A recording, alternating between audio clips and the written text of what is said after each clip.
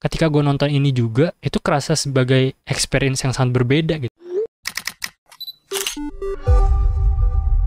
Selamat malam semuanya, balik lagi di Sinema Tengah Malam, masih bareng gue Faris. Dan kali ini gue akan mereview film Nosferatu, film vampir Dracula yang sudah saya tunggu-tunggu.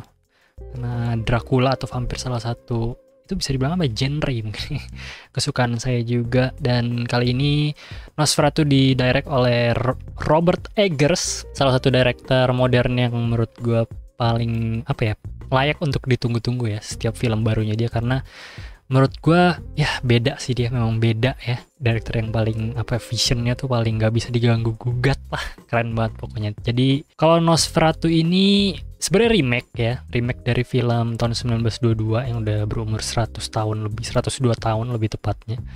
Dulu itu adalah sebuah film, sebenarnya film adaptasi dari novel Dracula, Nosferatu ya. Cuma karena nggak dapat izinnya ya diganti namanya jadi Nosferatu. Uniknya gitu sih fun fact-nya ya. Tapi kalau kita bahas tentang Nosferatu yang dari arahan Robert Eggers kali ini, menurut gua gokil sih bro. Dari atmosfernya ya, production design, secara look, secara visual. Maksudnya kan ini mengambil latar tahun 1800-an akhir lah ya, atau 1900-an awal gitu, di era-era segitulah. Dan itu wah gila banget sih, kerasa dari struktur bangunan, kostum, make up, rambut, segala macem. Oh itu gila sih, benar-benar kerasa kita balik ke zaman itu pas nonton gitu loh. Terus juga yang gue suka dari Robert Eggers, nggak cuma di film ini doang, di film-film sebelumnya ya, dengan sinematografer yang sama juga dari semua filmnya, dia jago banget sih emang pakai natural light gitu ya.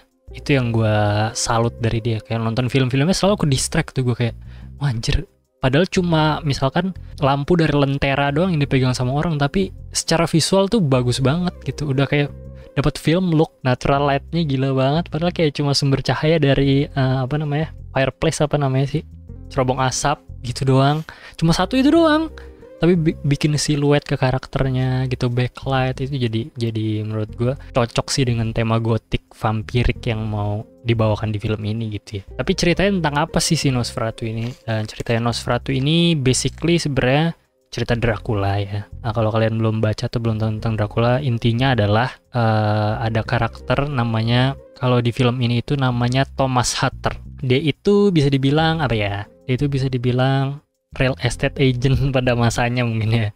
Jadi si Count Orlok-nya, si Nosferatu-nya atau Count Orlok itu ceritanya pengen beli rumah. Akhirnya dikirimlah si Thomas Hatter ini untuk ke Transylvania, ke kastilnya si Count Orlok. Nah, ketika dia sampai di situ ternyata Count Orlok mengincar istrinya Thomas Hatter. Jadi Thomas Hatter dijebak untuk datang ke situ, dan dia nyamperin si istrinya untuk dicokot guys. Namanya juga Dracula atau vampir, dia pengen darah dari istrinya gitulah. Intinya seperti itu. Cuma dari situ keren sih. Yang gue suka lagi mungkin yang ingin gue bahas adalah Robert Eggers keoriginalitasnya. Itu sebuah kata-kata tuh bukan ya? Intinya yang gue suka dari dia, original banget sih semua filmnya, dari The Witch, The Lighthouse, The Northman, sampai yang ini, bahkan ini kan termasuk remake ya. Idenya sudah ada gitu 100 tahun yang lalu, bahkan lebih dari Bram Stoker's Dracula. Tapi nggak tahu kenapa kesannya kita seperti menonton sebuah film yang baru banget gitu. Gue nonton yang tahun 1922 sama yang 1979 bikinan Werner Herzog. Itu gue nonton, dan ketika gue nonton ini juga itu kerasa sebagai experience yang sangat berbeda gitu. Kadang ada kan film remake yang terasa sama gitu, meskipun ada beberapa yang beda dari arahannya berbeda, secara visual berbeda. Cuma di sini tuh bener-bener kerasa beda banget guys, dari penceritaan, dari visual gitu ya, kayak karakter-karakter, Count Orlok-nya juga beda. Menurut gue keren sih. Maksudnya Robert Eggers itu berani untuk mengambil source materialnya dan dimodif sesuai dengan visi dia yang bikin ketika kita nonton gitu, yang udah nonton film Nosferatu sebelum-sebelumnya, kerasa new experience banget sih. Dia berani dan berhasil, itu yang paling penting menurut gue. Karena ketika lu modif karakter yang udah ada, apalagi Nosferatu itu kan looks-nya ikonik banget ya, desainnya tuh udah serem gitu, udah gokil lah, udah ketika lu bilang Nosferatu udah akan nongol di kepala lu itu monster SpongeBob. Dan ketika Werner Herzog bikin pun remake-nya di tahun 79, dia mengambil looks yang sama ke Nosferatu-nya Max Schreck. Dan di sini di Nosferatu 2024 bikin Robert Eggers ada sedikit looks-nya dari original Nosferatu, tapi dimodif lagi sama dia, dibikin lebih modern lagi sih, dengan kumis Dracula. Nosferatu dikasih kumis, terus ada rambutnya sedikit, dan yang gue suka adalah badannya sih yang tidak seperti manusia lah. Nanti kalian tonton sendiri di filmnya, gue gak mau spoiler seperti apa. Keren lah pokoknya, gokil bro. Bill Skarsgård bener-bener berubah, gak kerasa seperti Bill Skarsgård dari suaranya, actingnya. Dan di sini waduh, kalau ngomongin acting ya, gila sudah cast-nya keren-keren. Ada Lily Rose Depp, ada Nicholas Hoult, ada Aaron Taylor Johnson, ada Bill Skarsgård, ada Willem Dafoe. Aduh, gokil bro, dan semuanya deliver menurut gue actingnya. Dan terutama mungkin kalian udah baca di internet atau gimana, Lily Rose Depp itu gokil sih, actingnya gila banget sih. Jadi ada momen di sini ketika dia bisa dibilang kesurupan gitu, dan itu twitching badannya dan bergetar. Aduh, keren banget bro, gila, bener-bener kayak real anjir, udah kayak bener-bener apa ya, kejang-kejangnya. Aduh, gila banget sih. Ntar kalau nonton pasti lo notice juga, itu gila sih. Oh juga suka treatment atau penambahan cerita, penambahan karakter yang lebih dalam yang ditanamin sama Robert Eggers di film Nosferatu kali ini gitu. Motivasi Nosferatu dan Lily Rose Depp yang punya koneksi gitu, yang di film-film sebelumnya nggak begitu dibahas. Mungkin ada sedikit subtle hint gitu ya, tapi di sini diperjelas bagaimana koneksi mereka berdua gitu. Kenapa Nosferatu punya motivasi yang besar untuk nyamperin siapa Lily Rose Depp karakternya si Ellen itu clear di sini. Dan menurut gue ini salah satu film Robert Eggers yang paling mainstream sih bisa dibilang ya. Kalau dibandingin sama The Lighthouse sama The Witch gitu-gitu, kalian akan sangat mudah untuk menangkap jalan ceritanya gitu, apa yang terjadi dengan di film Nosferatu ini. Karena kalau kayak The Witch mungkin masih oke lah, masih bisa tertangkap, cuma banyak simbolisme, banyak analogis, banyak foreshadowing. Apalagi The Lighthouse yang kesannya mungkin aneh dan absurd gitu, dan banyak simbolisme juga yang bikin kalian mungkin rada bingung nontonnya. Tapi kalau di Nosferatu ini menurut gue aman banget sih.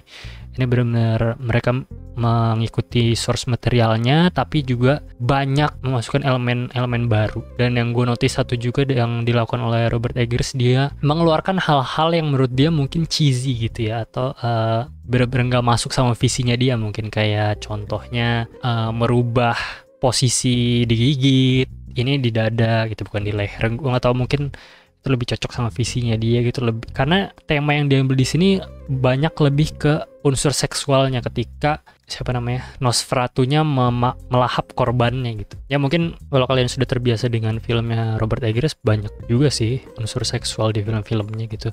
Dan di sini dia memasukkan unsur seksual ke dalam ketika Nosferatu melahap mangsanya. Kalau dulu film-film zaman dulunya mungkin sekedar haus akan darah aja gitu. Kalau di sini ada hasrat seksualnya gitu yang bisa memuaskan dia, dan mungkin itu cocok sama karakter Dracula original di bukunya gitu ya, yang ada unsur seksualnya yang apa aja dilahap gitu, mau cowok cewek bahkan anak kecil. Di film ini gila sih Nosferatunya, gila banget, ngeri bro, semua dimakan anjir. Itu gokil sih.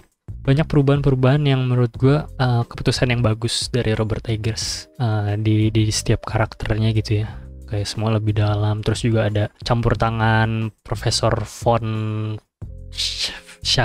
Franz kalau nggak salah deh, Van Helsing ya, yang diperankan oleh Willem Dafoe dimasukkan ke film ini, mendapatkan peran yang lebih banyak dan lebih penting untuk mengalahkan Nosferatu. Itu menurut gue decision yang bagus sih, karena jadinya bisa dibilang lebih sulit gitu ya jatuhnya si Nosferatu, dan harus menyusun rencana yang sangat baik gitu. Jump scare-nya juga ada beberapa dan menurut gue oke sih ya. Kalau ditanya apakah ini film yang serem, nggak serem sih, cuma ada jump scare di setiap beberapa adegan horornya, dan creepy karena visualnya Robert Eggers biasa yang sangat dark. Tapi meskipun dark, kalian bisa melihat apa yang terjadi karena dia sangat pintar. Dia dan sinematografernya sangat pintar untuk memainkan value gelap terangnya, dramatiknya itu pintar sih. Jadi enak lah nonton film ini, enak banget, kalian dimanjakan secara visual. Story-nya juga oke karena merujuk ke yang story yang sudah ada, dan di sini di polish lagi dengan lebih baik. Yang ingin gue sampaikan, film ini slow burn ya. jadi bener-bener lama pacingnya. Cuma kalau kalian sudah menonton Nosferatu yang sebelumnya, menurutku sama sih, polanya sama, patternnya dari plotnya berjalan semua sama, bagus, gue suka. Jadi gue sangat merekomendasikan Nosferatu untuk kalian tonton. Kalau dibilang kekurangan, gue nggak tahu sih jujur ya guys, karena gue ngerasa enjoy nonton film ini sih, semua gue suka. Jadi gue nggak begitu notice ada kekurangan yang gue nggak suka sih, karena secara pacing, secara plot juga menurut gue fine aja, nggak apa yang nggak mengganggu gitu. Jadi oke banget menurut gue. Kalian langsung nonton aja di bioskop. Nosferatu sudah tayang 5 Februari hari ini. Kalau sudah nonton, kalian boleh langsung komen apa kalian suka atau tidak. Sampai ketemu di episode berikutnya. Bye bye.